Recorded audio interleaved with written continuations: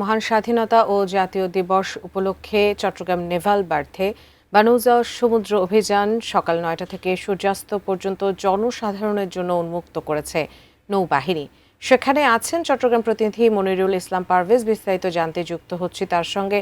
পারভেজ, জনসাধারণের উপস্থিতি সেখানে কেমন দেখছেন? এছাড়াও জনসাধারণের জন্য বিশেষ কোনো নির্দেশনা আর সুযোগ সুবিধাগুলো কি আছে সেখানে, জানাবেন আমাদের।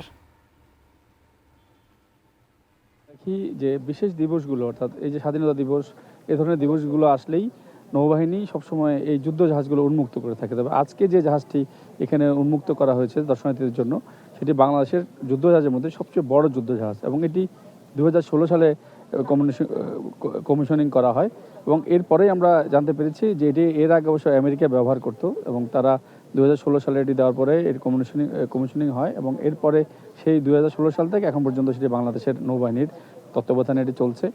আর এখান থেকে যে দর্শনার্থীরা আসছেন, এই যে যুদ্ধ জাহাজ, আমি একটু আমার সহকর্মীকে বলছি এবং যে আপনার দর্শনার্থীদের যে ভিড়, সেটিও আমরা একটু দেখাচ্ছি।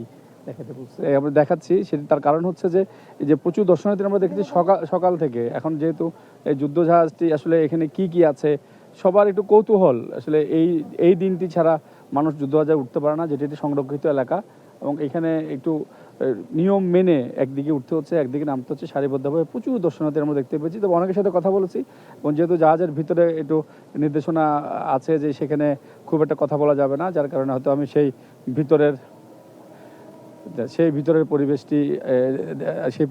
পরিবেশটি আসলে দেখানো যাচ্ছে না, যেহেতু এখানে যুদ্ধ জাহাজ এবং অনেকগুলো সমরাস্ত্র রয়েছে। অর্থাৎ যে অস্ত্রগুলো রয়েছে এগুলো আসলে কিভাবে ব্যবহার হয়, কোন সময় ব্যবহার হয়, এখানে এই জিনিসগুলো আমাদেরকে বা এই দর্শনার্থী যারা আছে তাদেরকেও নৌবাহিনীর পক্ষ থেকে জানানো হয়েছে।